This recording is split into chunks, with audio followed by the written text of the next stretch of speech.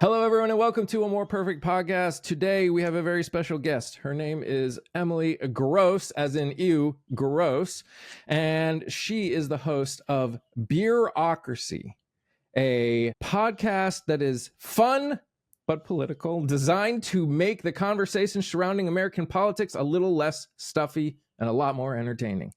If you can make politics more entertaining, you can do something that I'm not sure anyone has ever done, ever. Hi, Emily. How are you doing? Welcome. So good. Thank you so much for having me on. Very happy to be here. Absolutely. In a second, we're going to talk about your podcast, and then we're going to get into things. I want people to know about it because I found you. I love your podcast, and I want people to watch it. But just so you know, I have watched your podcast. I have a question for you. Please go. What are you drinking? Okay, so here's the thing. At the current moment, water, because I've gone... No, I'm being lame at the moment. Okay. If you hear this hoarseness, this is like the hangover hoarseness you get. So I'm being water because unfortunately I do have a day job that I have to do tomorrow, which is super lame. Well, I'm not drinking beer. I'm drinking Dr. Pepper Zero. Oh, well, that's good. Listen, if you insisted, I do have some stuff in my fridge, but... Don't tempt me with a good time. Do it. Yeah. Well, good time depends. It's a good time at the moment. It might not be a good time later. So we'll let your voice heal. Thank you. We'll go with that. So I want to know, because again, I said this off stream. I love the name Beerocracy. I think that is a brilliant name of a podcast. Where did Beerocracy come from, and what made you decide to just do political podcasting in the first place? So it is a weird origin story. I came up with the name Beerocracy in college, actually. I was in the middle of a class and obviously really putting my parents' money to good use and really paying attention. And I came up with it. And the original idea was actually me playing beer pong and interviewing people. Okay. And then... Like beer pong while talking politics. Correct. Okay. I was like, what could be easier? That actually sounds brilliant. I'm going to tell you, that sounds brilliant. I did a test run with this really cool teacher, and then in doing so, realized the fact that I'm actually really bad at beer pong. And so I was like, how can we readjust? If I'm ever in your area, I want to do that. Perfect. I also get super intense about it, and I have no reason to be, and I'm really terrible at it. So I just, dive in. But we'll do it.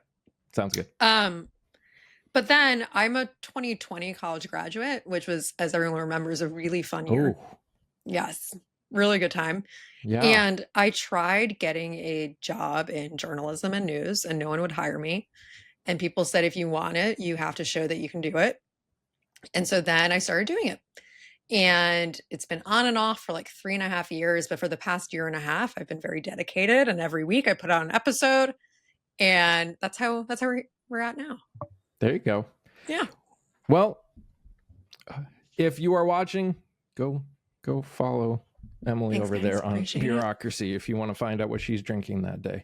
That's what makes it fun. And you're like, how do you make it bearable? It's because I drink while I interview people. And you know what? When you're talking politics these days, it's kind of necessary. All the difference. The reason I wanted to bring Emily on, the reason I was bringing you on, is as content creators, as podcasters, there has been a lot of things going on that affects us, or at least potentially affects us, causes us to think a little bit about what's going on.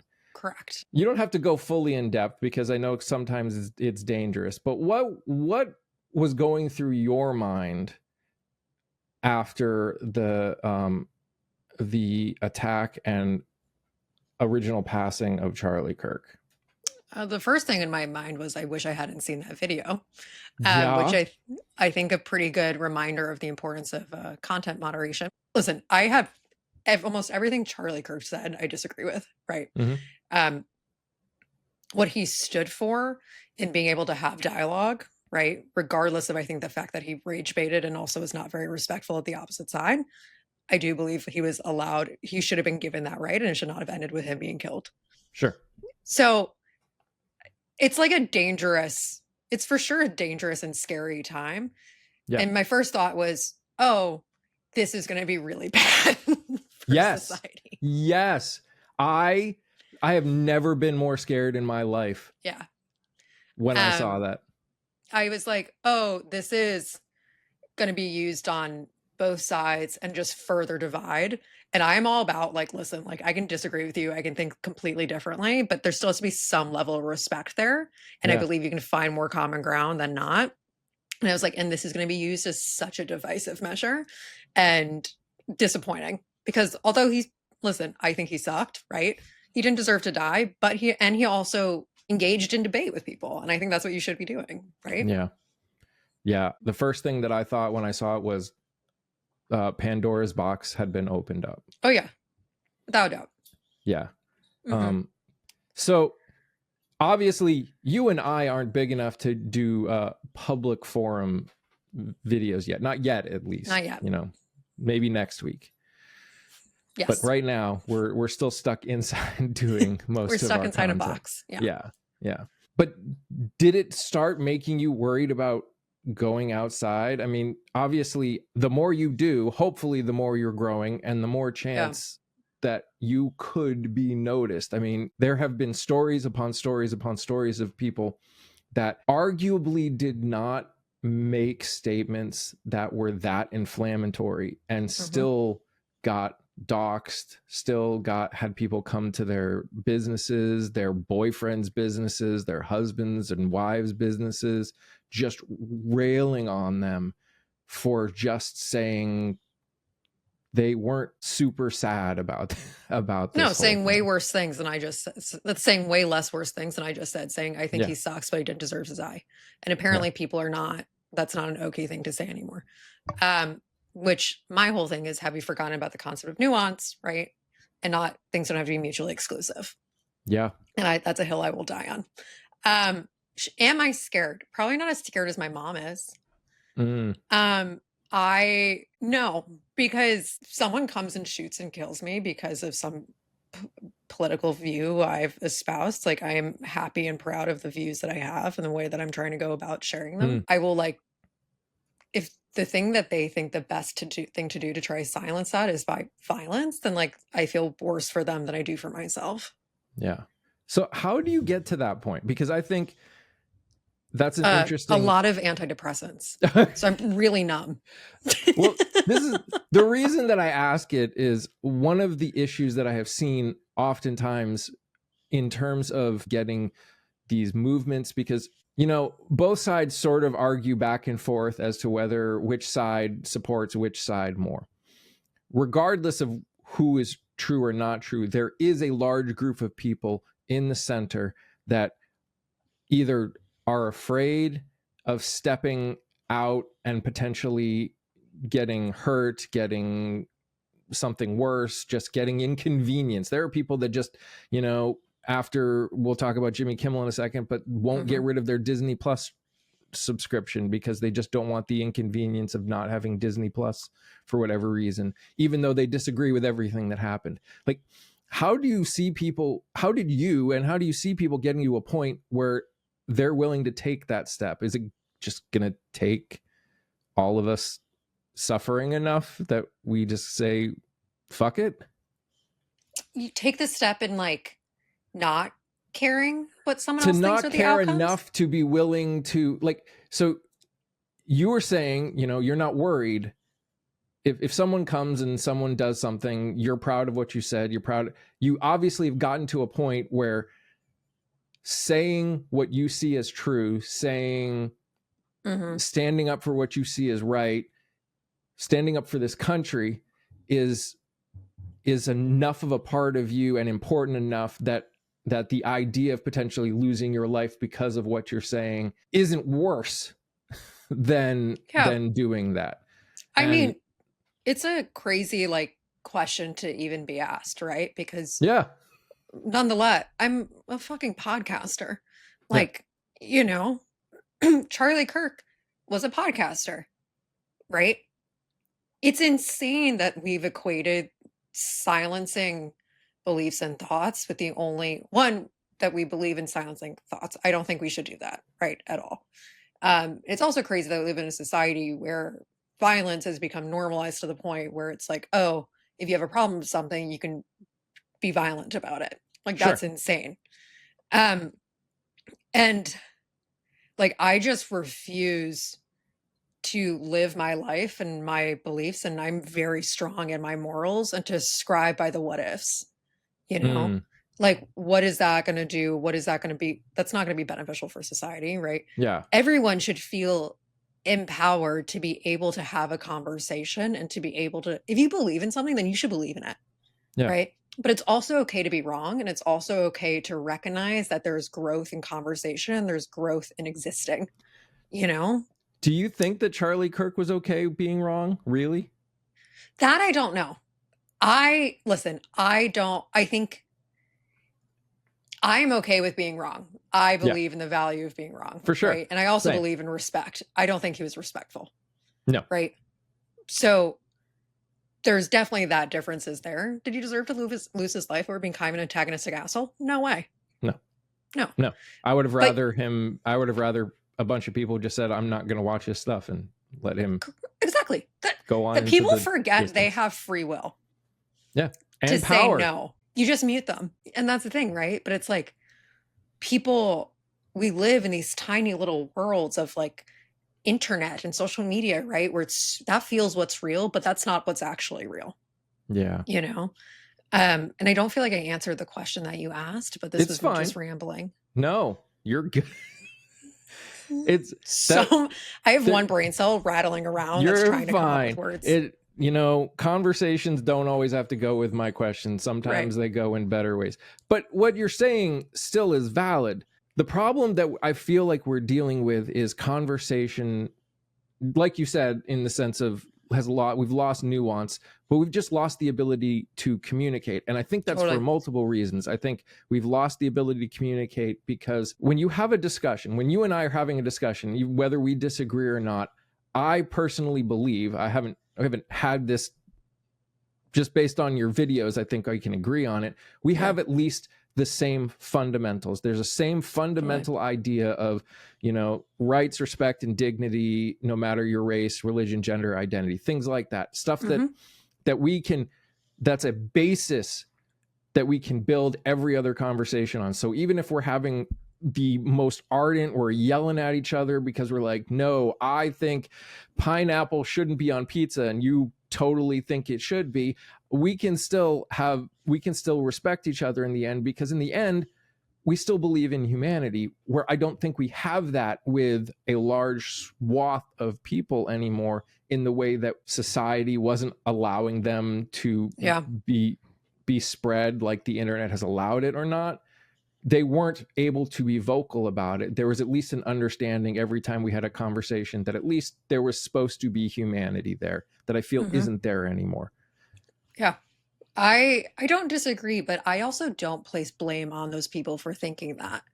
So I did a lot of canvassing work for the 2020 election. And what I would do is I would call conservative voters and independent voters in Minnesota. And I was specialized in deep canvassing. So it's not just, hi, can you please vote? Are you going to vote? Blah, blah, blah. It's like, what do you want out of your life? What are your struggles? What do you think you need? Right. And tying that eventually back to why voting Democrat was the way to get them to that, to get what they want. Of course.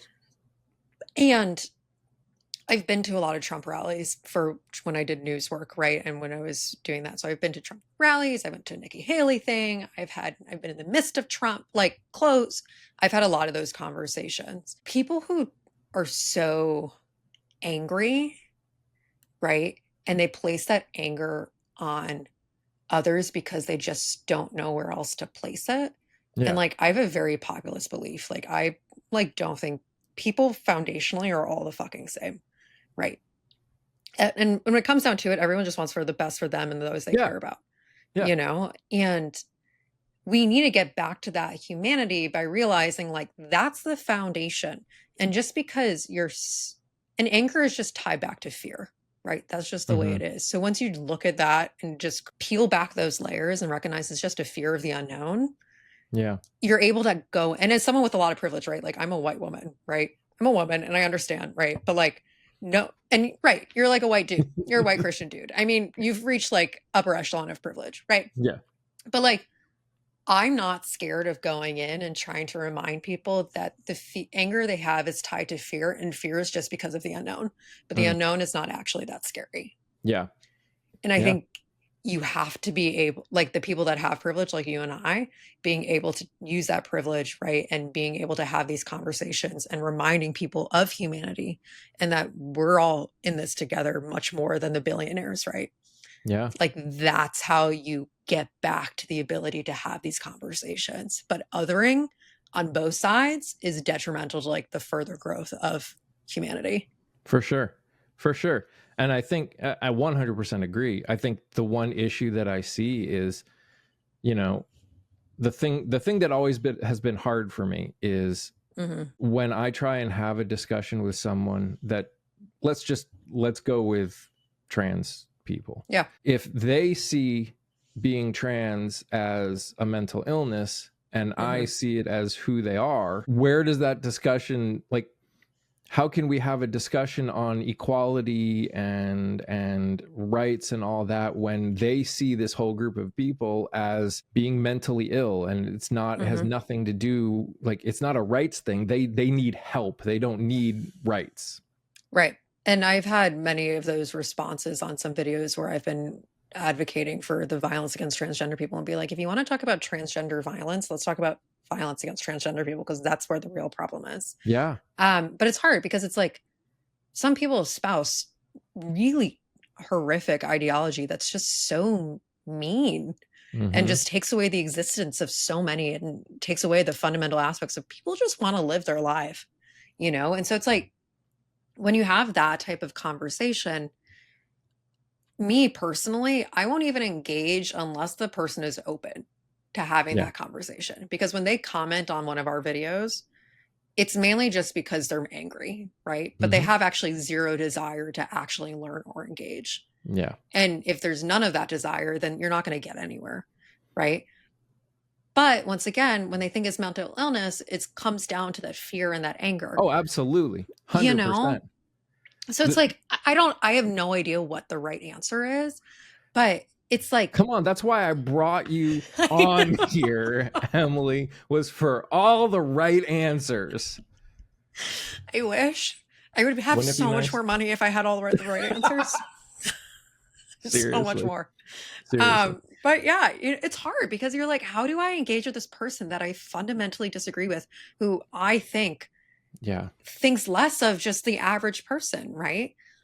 And then I remember, like, my privilege is that me engaging with them talking about transgender people and like their right to live doesn't put me in danger, but their viewpoint puts transgender people in danger, right? So it's like, how can I engage, figure out why they think this way, why the way it is that they think this, like what experience do they have, like where do they get their news, right? Like it just comes down to those fundamentals. I'll get into like this later, but I think social media is truly the worst thing to ever happen to this world. I think social media is one of the worst things that happened, specifically because when social media came into existence, we did not regulate it at the start. We just opened the bay doors and said, and I should specify, not social media, but social media algorithms. Social media has a lot of incredible, powerful opportunity. The algorithms have fucked up everyone. Social media globalized the world. Literally. I've seen people, this is the part that I always struggle with. And, you know, maybe anyone listening who, or, you know, wants to ever work with us on, I think part of the problem is a lot of the people that hate anyone who's transgendered literally knows no one and has never known anyone from the transgender community, an immigrant, and never learned their story, never heard why, anything. And that's the crazy part to me, is in the age of, and I guess it goes back to your social media algorithms are the worst, because it's not like there aren't members of all of these communities that are online talking about their story, and you could find them if you wanted to, and they don't want to. They want to live in their bubble. Yeah. And that's But both it's like sides. also like we want to live in our bubble. That's both sides. I was just Truly. saying that, you know, there are times where I think there's a danger even of us on the left being unwilling to listen anymore to anyone, even in the middle. Like, just they're shutting off. I have been told multiple times that because I want to have conversations with people that disagree with me, that I am dumb. That's nice that they only say dumb to you. This was YouTube. I was trying to at least be somewhat. They did not use.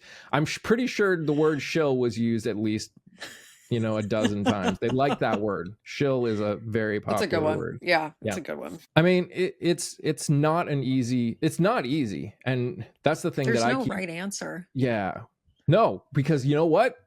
The world is not black and white. Nuance, baby. Nuance. Yeah, it's like we are a world of gray, and me talking to X person might have to come from a different angle than me talking at Y person, because they've each had different experiences that have each decided how they see the world. Right. It's 50 Shades of Grey, you know? Only 50? Yeah, well, the book was different. True. Well, yeah, the book was really different. Yeah.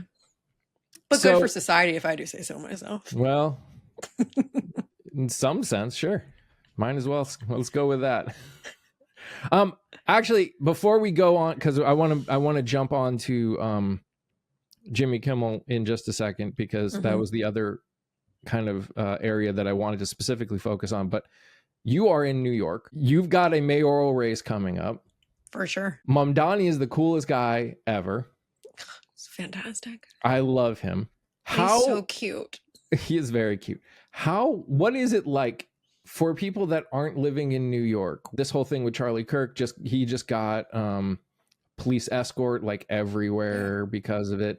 And Eric Adams opened his stupid mouth and made dumbass comments that aren't true about Mamdani. And, you know, it's like, what are things like in New York in regards to what's going on with this whole mayoral race? The mayoral race is cool. There has not been this level of energy since Obama. People are excited. You see people canvassing. I will also say the Mamdani branding is spectacular. Oh, yeah. It is incredible branding that I think has honestly revolutionized political campaigns, right? So you see those colors, you see that font, you know immediately, and it's everywhere. I have my Hot Girls for Zoran shirt somewhere. You know, like it's fun. It's if politics feel kind of fun and exciting again, you have that energy. It's crazy. Is because this, I mean, again, I never felt it, but regardless of whether you and I believed it, there at least seemed to be a level of fun for the people that supported Trump, at least during his running. Is that same? Is it look like there's that same kind of feeling? Totally, without doubt. I've made a post about this. Very different beliefs. Mamdani and Trump are very similar candidates, and they have the ability of populist candidates. Correct. And their energy. And I don't believe Trump is authentic. I believe Mamdani is authentic, but they both practice radical authenticity, right? I mean, I think that is a very endearing and important quality that people want in their politicians these days. Yeah. I bet Mamdani can pronounce Yosemite correctly. I feel pretty confident in that one. Did you see that? Do you remember when that was the thing people were talking about? Yosemite. Like, can you believe he did this? Yosemite. How do you say Yosemite? I'm sorry. That one just pissed me off. No, I missed those days when that was the big news about how terrible Trump was being. Because there was news that Trump was trying to convince your current mayor to Eric join Adams. his administration to try and get his votes to go to Cuomo. Do you think with what you're seeing, there's a possibility that regardless of even if something like that happened, that like Mamdani's just gonna destroy? Like, I feel like there is this, just as you said, an I energy feel that pretty, I don't want to jinx it, so like knock on wood, yeah. but I feel pretty confident that he will be the next mayor of New York City. How are people in New York responding to the fact that people like Schumer and Jeffries and all these other federal New York Democrats have not put their name behind him? I would say pretty bad. But to be fair, with Schumer and Jeffries, my confidence in them, regardless in everything, is pretty bad. You I don't don't like really strongly know. worded letters? I don't be wrong. I do love a strong memo. It really has the power to affect change. I'm just like, I'm gonna take a go drink. away. You're useless. Like you are literally useless. That's how I feel about Jeffries and Schumer at the moment. It's disappointing. And also people being like freaked out that Governor Kathy Hochul endorsed Mamdani. One, good campaign decision on her part. Why? Because Mamdani has been able to unite all these voters who are so excited. It'd be dumb if she didn't. I need, and maybe you have the numbers in your head because you live there. Yeah. What percentage of New York State does New York City entail? That I don't know, but I can Google it. I mean, there's 8 million New York City residents. That I know. 8. Okay. I mean, it's a high percentage. I mean, there's quite a bit of us. We take over. And that's also, part of the urban versus the rural, right? Those debates as well. So yeah, 8.5 in New York, 19, almost 20 in all of the state. So you're talking almost half of the state. Yeah. Is in New York City. Correct. If you're a governor and you're trying to win a state, the smartest thing you can do is appeal to the largest population. And if the largest population is behind Mamdani, you'd be dumb not to. Totally. Without a doubt. So it's great to have her, right? Her endorsement. It gives a lot of credibility to his campaign. It gives a lot of credibility to, him being elected. But let's not forget the reason why. It's all for our own self-benefit. Of course. Right? But I mean, that's the thing. I don't think Schumer or Jeffries think it's beneficial for them to endorse him. So that's why I think they have. How can they not? Like, because they're dum-dums. I'm just sorry. No, don't be sorry. They are. All my life growing up, I have been told that most people are to the center. I'm not sure that's really true. I think that's something that we want to keep telling ourselves. That's what I think the status quo politicians and older people want to keep telling themselves. Now, again, I think the reason there aren't more progressive people in politics is the more progressive people in this country right now are frustrated to the point of in too many cases not voting. Which is I also think there's a terrible marketing problem. Oh, for sure. Yeah. For sure. But there have been a lot of candidates, very progressive, running against status quo candidates that still aren't winning. And it's because no one goes to primaries. All the people that listen to this podcast are going to get so tired of me saying it, but I cannot say it enough. Vote in the fucking primaries. Okay, I have a confession, and this is arguably the nerdiest thing about me. Every year for Halloween, I dress up as the reminder to vote. Can you send me a picture of that, please? Yeah. I'm going to put that up here so everyone can see. So people know whatever election's coming up. Wait, there's a QR code on my shirt that says vote, and they scan it and it brings them to where to register to vote and learn about their elections. I love it. I love it. So nerdy. And I've been doing it for 5 years. That is absolutely amazing. That is just absolutely amazing. Okay. So New York, awesome. Mamdani, awesome. My goal in life is to get big enough that we can get someone like Mamdani on here and talk with him, because I think that would be the funnest conversation of my entire life. It'd be fucking awesome. For people that are curious, I do have a podcast episode all about his policies. And I interviewed a former economist of New York City talking about the feasibility of Mamdani's economic policies. So if you're curious, you can go check that out. Are feasible. Very feasible. Extremely feasible. All right. The other main thing that I want to talk about, because who knows where we're going to go with it, but Jimmy Kimmel. Jimmy Kimmel. For those of you that are living under a rock, which I don't think most of the people that are listening to our podcast are living under a rock. But I know, but if you are, is it nice? It's probably really nice, and they're going to wish they did not listen to this episode at all. Take me with you.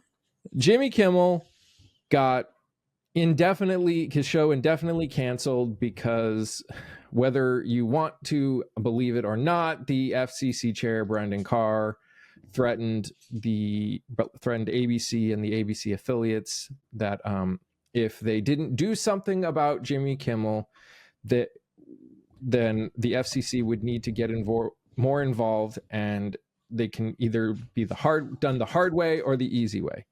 And if that isn't a veiled threat, I literally don't know what one is. Mm-hmm. So obviously we got First Amendment problems. Correct. With that. We also have a weird cancel culture flip-a-roo going on. They really reverse Uno card us. Seriously. That being said, I do want to say this, because I think reality is important, that we continue to live in reality. What the fuck did you guys think would happen when the right decided that they were going to step it up? Again, regardless of whoever we're talking about, what did you think would happen? Nothing is too far. Why would anyone be surprised that they are willing to do that? No, it's extremely naive on Democrat and progressive people to not expect this. And I will scream it from the rooftops. They showed us everything they were going to do in Project 2025. True. Everything, right? This is not a surprise. No one should be shocked, right? And the thing is that, right, we were talking about people have different foundations, different moral grounds of what they believe the world and view the world. I made a post talking about the differences, right, in how I've seen liberals and conservatives interpret this.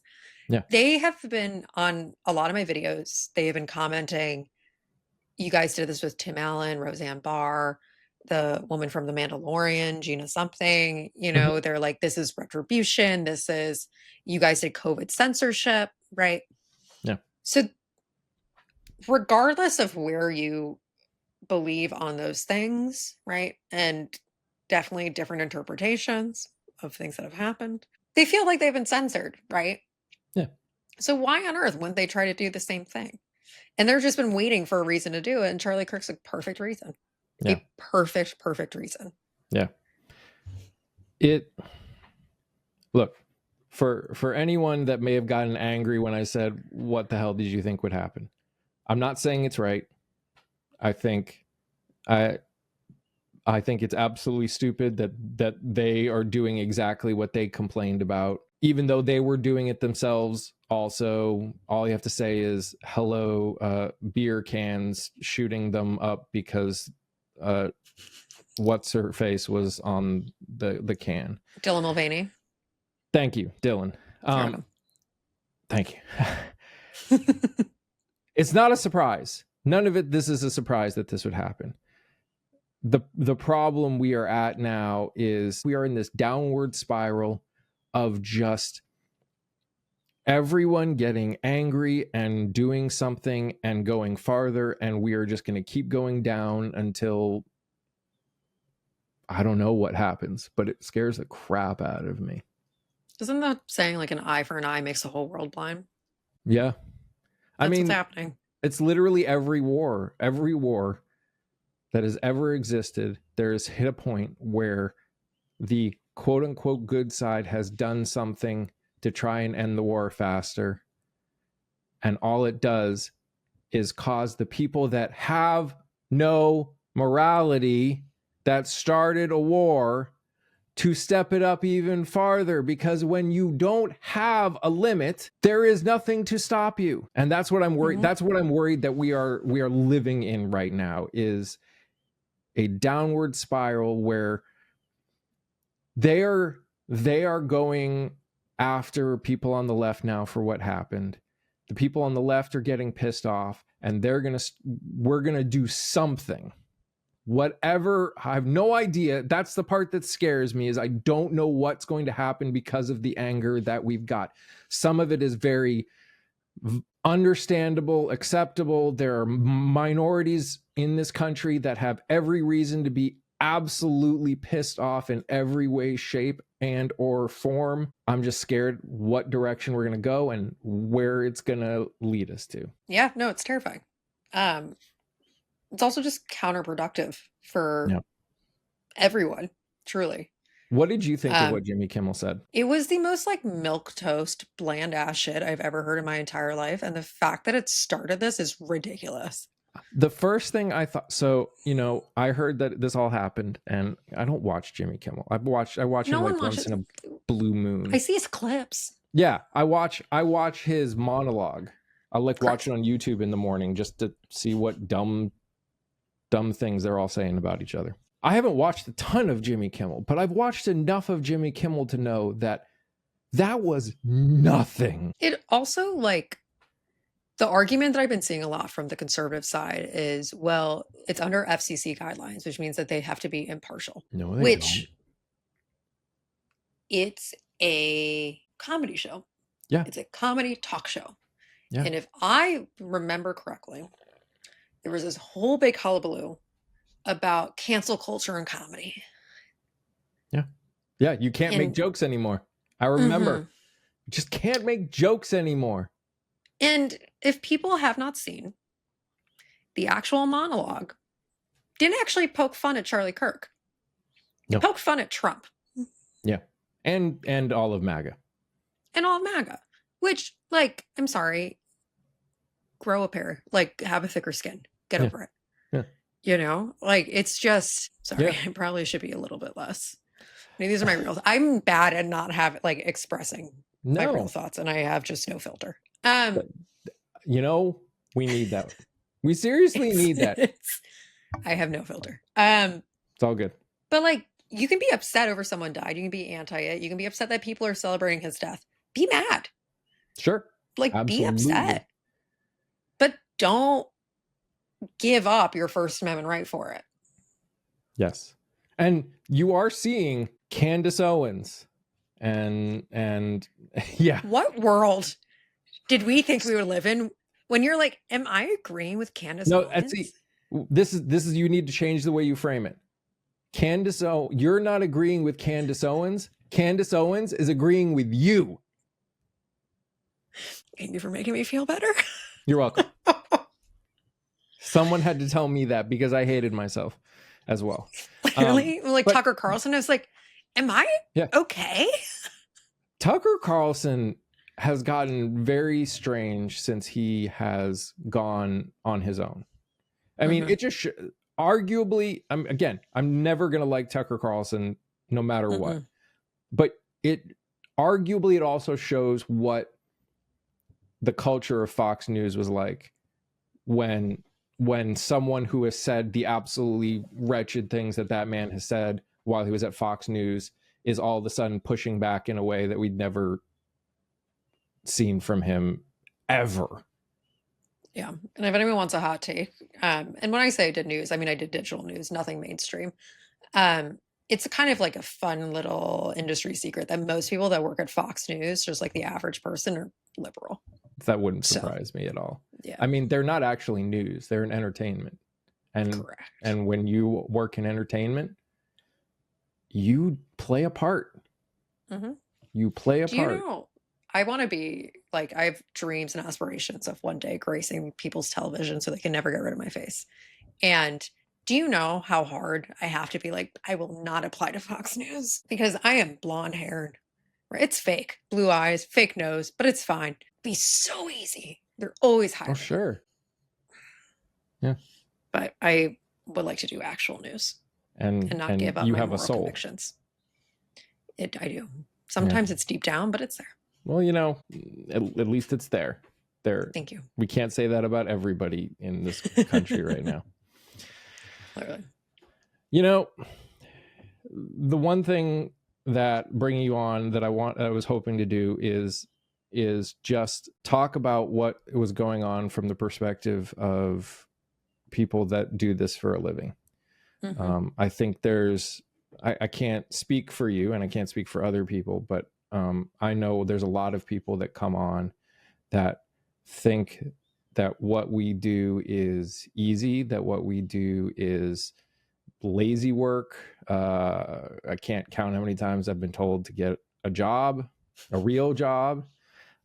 This experience of the last couple weeks has definitely made even what I do as a pretty small-ish podcaster in comparison to a lot, much more real. And it makes me more appreciative of everyone that supports us, especially your mom that watches your video, 50, Thanks, 60 times over. Go, Mom. Correct. Thanks, Mom. Emily, thanks for hanging out with me today. This was a lot of fun, and hopefully we can get you back on some more. Yeah, would love to. This has been great. And it is scary. It's a scary time. But that's the thing. No one should be persecuted for their beliefs or what they say. Let everyone know where they can find you. Oh, well, my address is, just kidding. Please don't come to me. We're not doxing. We already had this discussion. I was like, even if you come to I have nothing to offer you, so don't come. I live in my apartment's like this big. Oh, there you go. But you can find me at Beerocracy. It's BEROCRACY. Whole premise is BER, like drinking a beer.